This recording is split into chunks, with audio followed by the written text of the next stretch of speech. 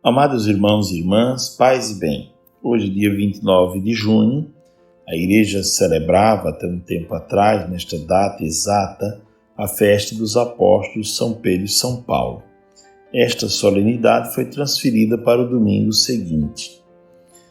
O Evangelho, de modo que hoje nós celebramos a terça-feira da 13ª semana do Tempo Comum. E o Evangelho é Mateus capítulo 8, versículos de 23 a 27. Naquele tempo Jesus entrou na barca e seus discípulos o acompanharam. E eis que houve uma grande tempestade no mar, de modo que a barca estava sendo coberta pelas ondas. Jesus, porém, dormia.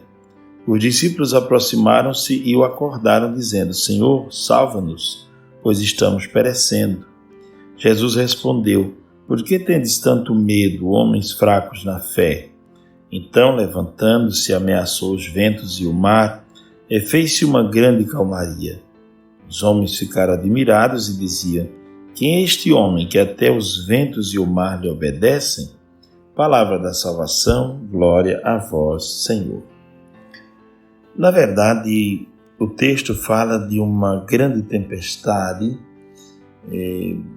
A tempestade aconteceu, mas há um sentido também figurado aqui, né? Os fatos existem, mas podemos tirar sentidos espirituais, morais e tudo mais para a nossa vida. Havia uma tempestade, os discípulos estavam atravessando na barca, não é? E havia uma grande tempestade no mar. Essa tempestade representa primeiro a confusão que havia no interior dos discípulos. Há muitas tempestades que são internas em nós, quando temos uma decisão a tomar, quando estamos enfrentando um grande conflito, quando estamos vivendo um grande medo, quando estamos para dar um passo importante na vida. Então, há muitas tempestades em nós, não é? E muitas tempestades internas. Os discípulos viviam uma tempestade.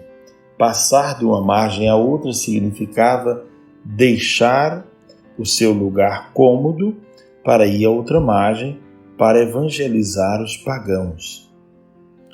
Jesus quer que os discípulos se ponham em direção ao outro lado, porque Jesus não se detém em lugar nenhum, ele está sempre caminhando. E os cristãos dos primeiros séculos eram chamados os do caminho, porque eram pessoas que não se acomodavam jamais. Jesus lembra e recorda aos discípulos que as tempestades sempre vão acontecer na vida da igreja. O barco significa a igreja. E a tempestade será um momento para provar, em primeiro lugar, a nossa fé. Depois provar o nosso equilíbrio, a nossa capacidade de resolver problemas, a nossa resiliência. E também será a oportunidade de experimentarmos a presença de Deus como aquele que nos salva e nos livra das nossas tempestades. A tempestade também é um momento no qual Deus nos fala muito.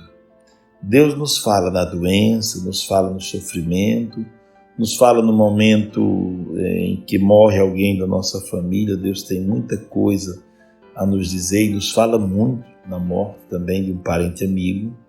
Deus nos fala no desemprego, Deus nos fala na dor, Deus nos fala na doença, Deus nos fala no meio da tempestade. É preciso, mesmo na tempestade, ter o coração aberto, os olhos abertos, os ouvidos abertos, para escutar a voz de Deus que nos fala na tempestade.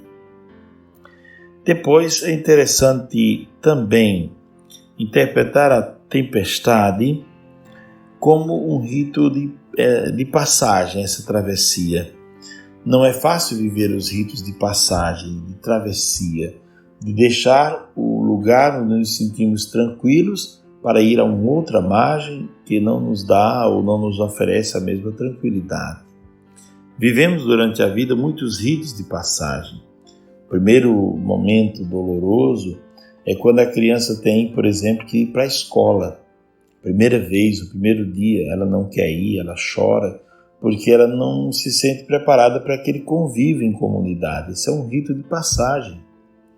Um outro rito de passagem interessante é quando o jovem passa no Enem, no vestibular, e precisa deixar a casa para morar numa outra cidade.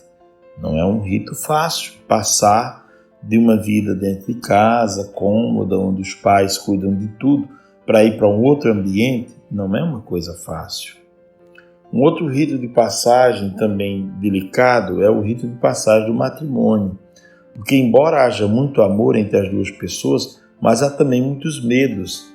Medo de assumir uma casa com suas responsabilidades, com suas despesas, medo de tornar-se pai e não corresponder como pai, medo de fracassar como dono de casa, chefe de família.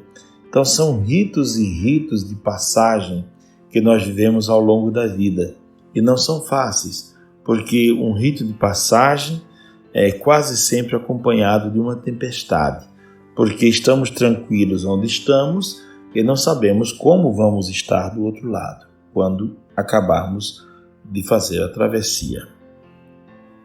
Um outro ponto importante do Evangelho é que os discípulos olham muito para a tempestade e retiram o olhar de Jesus. Então nós não podemos olhar só para as tempestades da vida, porque senão a gente se desengana. Se a gente for olhar só os problemas da vida, a gente acaba ficando mal. Se você toda hora ficar olhando na internet, procurando notícias ruins, assistindo na televisão só notícias ruins, você vai ficar uma pessoa envenenada, vai ficar uma pessoa com a autoestima lá embaixo, cheio de preocupações. Então é preciso focar no Mestre e nas coisas boas, naquilo que o Mestre pode transformar na nossa vida. Pois bem, o mar, diz o texto, lançava ondas sobre a barca e a barca era invadida. O mar representa a morada do mal na cultura antiga, o lugar onde moravam os monstros marinhos e tudo mais, o perigo, não é? Então, o mar foi o lugar para onde o demônio pediu para ir quando entrou na manada de porcos, correu para o mar, não é? Porque o mar tem todo esse simbolismo misterioso da cultura dos judeus. E o mar lançava ondas que invadiam a barca, quer dizer, há ondas que procuram invadir a barca, que nesse momento representa a igreja, mas a barca pode representar também a nossa casa.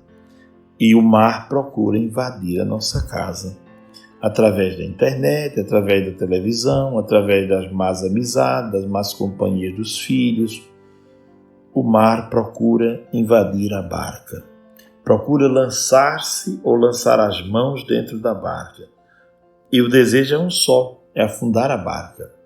Quantas famílias afundaram porque não tiveram essa atitude de vigilância? É preciso vigiar. O próprio Jesus diz no Evangelho, vigiai e orai. Quantas comunidades acabaram desmoronando porque não tiveram atitude de vigilância? É preciso vigiar sempre. Uma outra questão que aparece no texto de hoje é o silêncio de Deus. Os discípulos veem Jesus dormindo. O silêncio de Deus apavora o ser humano, desespera o homem. É quando o homem faz uma prece e de alguma maneira não sente a resposta de Deus. Onde está Deus quando o homem sofre? O silêncio de Deus que perturba o homem. Mas os discípulos encontram a resposta certa para tudo isso. Eles chamam a Jesus e descobrem o poder da oração e o poder do amor de Deus, que escuta a oração, que escuta a prece daqueles que o chamam.